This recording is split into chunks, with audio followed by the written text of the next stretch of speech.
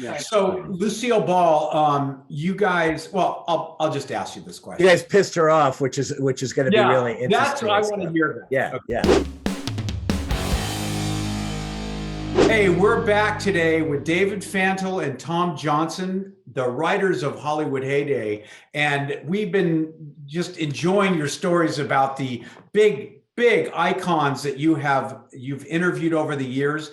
But today we're going to talk about Lucille Ball. Ooh. And we want to hear the real lowdown, because she's been, Lucy and Desi have been in the news and on this new movie, Being the Ricardos, and just they're all over the place. So you guys got to him years and years ago, or to Lucille Ball. Tell us about Lucille. Well, yeah, that was a fun interview, or it turned out to be a fun interview. At the beginning, it was a little problematic. She lived on North Roxbury Drive, which is where a lot of the stars live. Jimmy Stewart, the Gershwins, Oscar Levant. It's kind of like a cul-de-sac. Thought I'd work in Jacqueline Bissett. There you go. And you gotta see one of the other videos to see what he's talking about. Yeah, exactly. See, there you go. But Dave and I were walking up the front, sidewalk up to her house, and one of those Gray Line Star Tour buses was coming down Roxbury, and it slowed right as we got to her door. And we were getting cat calls from these people on the bus saying, "Who are these idiots?" I mean, the cheek of them to walk up to her and knock on her door. And at that moment, the door opened. They were aghast, and we walked in. Gary Morton, her husband, Lucy's husband at the time, let us in. And we walked in, and Lucy was sitting there. She's had this weird little colored kerchief on. She had, Kit Kat dark sunglasses on, orange pulsating hair. Donald Trump would have loved her. I mean, just like, and she was puffing on cigarettes with a little poodle in her lap. Oh my God! We sat down, and which was kind of odd attire. She was in her house, but it was like she was bucking a hurricane or something. We couldn't figure it out.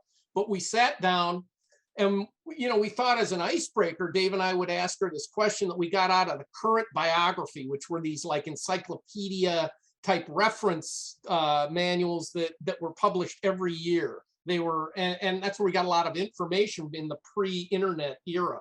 So we asked her this question about when she grew up in Jamestown, New York, about when she ran away when she was at like the age of 6. It was a cute little story with like the little bundle on her shoulder, and she's walking out of town, and her dad caught her like about half a mile out of town and brought her back. So we thought that'd be a nice icebreaker. We asked her about that, and she stopped smoking. She kind of looked at us. We assumed through the Kit Kat dark glasses. And she was pissed as hell. She said, "If I would have known you would have probed like that and asked those personal questions, I never would have allowed you in my house." Oh, shit. We were like, holy shit. We were doing a Lucy. We were just like, I couldn't believe it. Here's Lucy, this funny, and she was pissed. And so Dave and I kind of looked at each other, flop sweat coming up. We said, well, we got to redirect some of these questions. And so she just sat there waiting for the next question, smoking on her, Terryton or whatever it was. And then, we were able to redirect into another question. And to her eternal credit, she just sort of went on and I guess forgave us. But it was like, oh man. She was not the crazy, wacky, funny Lucy that you see on TV. She was extremely serious. But there are reasons for that, which Dave, all business. Yeah. She was all business. And, Lucy, let's face it, she was the first woman mogul in the television industry. She had to fight like hell with her husband at the time, Desi Arnaz, to get I Love Lucy on the air at CBS, because they were obviously balking, thinking Main Street America wasn't going to accept a story about a American girl and a Cuban husband.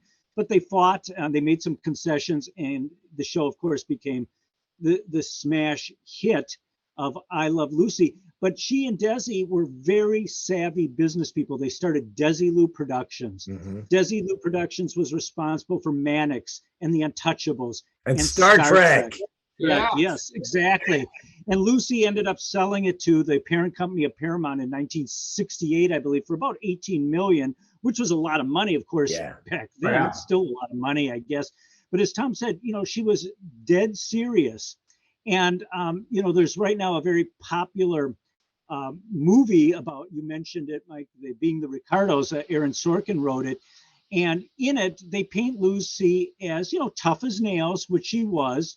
And also they painted her, though, as very hands-on and meddling in the actual I Love Lucy show.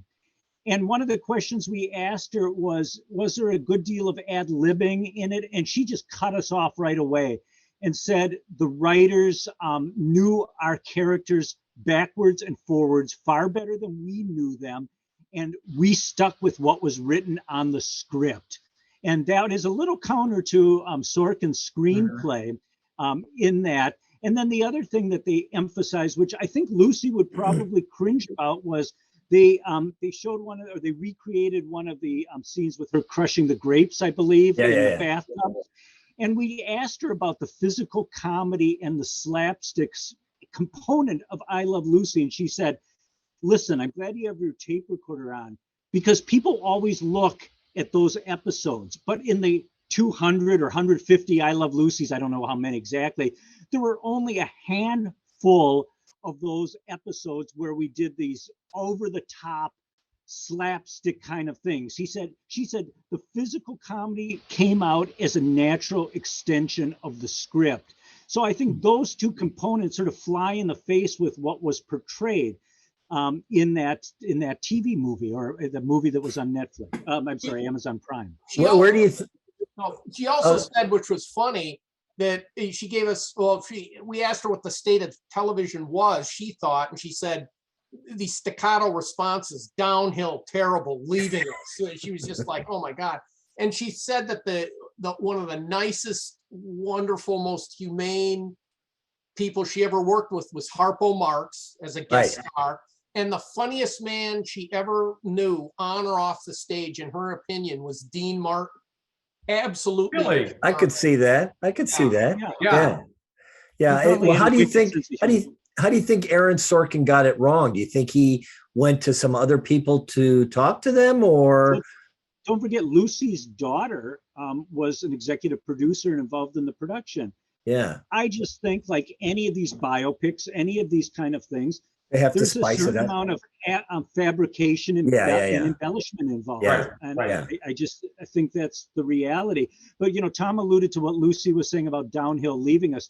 I mean, I guess if this was 1980 and you just had the three networks as we did back then, you could probably make the case. It'd be interesting if Lucy was alive today and could see Breaking Bad and could see Game of Thrones and the hundreds of channels and the variety of entertainment, if she would think that. Because in my opinion, there's a ton of good content out there now just because of the sheer volume. Right. That you guys must have just, I mean, I know you plotzed when she almost got up and walked out. But you guys were in your 20s at that time, right? Early 20s, college, we were in college, yeah. And for somebody of that stature to stop you guys in your tracks and just slam you like that, I mean, how do you recover? You guys obviously are pros, but I mean, how did you do it? Well, it was like a Rodney Dangerfield necktie moment. Yeah. I mean, Dave and I were kind of like, ooh, and then we just, I think we did say, well, we got this out of current biography, but she didn't say anything, like she didn't know what it was or didn't care, or she just sort of let us stew in her own juices, which were juicing at that moment. And then, as long as you paid to clean her couch, I'm sure she was fine. Man. I mean, she did everything but blow smoke in our faces. It was just like, and I think Tom and I had a certain eye contact that we could give to each other, sort of silent signals. Yeah. And as Tom mentioned, he used the term flop sweat. But I mean, it was just between both of us, we realized that we had to recalibrate. We had to save this and turn the ship around, which we were able to do. Yeah. Well, it was probably also her way, perhaps, of determining the alpha male in the room, and it was her, right? And a couple of young punk kids coming in here, I'm going to show them the business, and then we'll be fine after that. believe me, she didn't even have to do that. We came in, we were basically lower than worms when we slithered in. I mean, why she thought of us as a threat or that she needed to, you know, mark her territory, Yeah. I have no idea. But Well, you guys have fascinating stories in this book, Hollywood Heyday.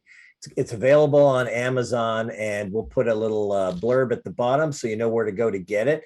There's just story after story with all kinds of celebrity interviews with James Cagney and Fred Astaire and Don Rickles. I mean, there's just a bunch in here. So go get the book and stay tuned, because we're going to be doing a lot of other podcasts about some of the other celebrities that are in here.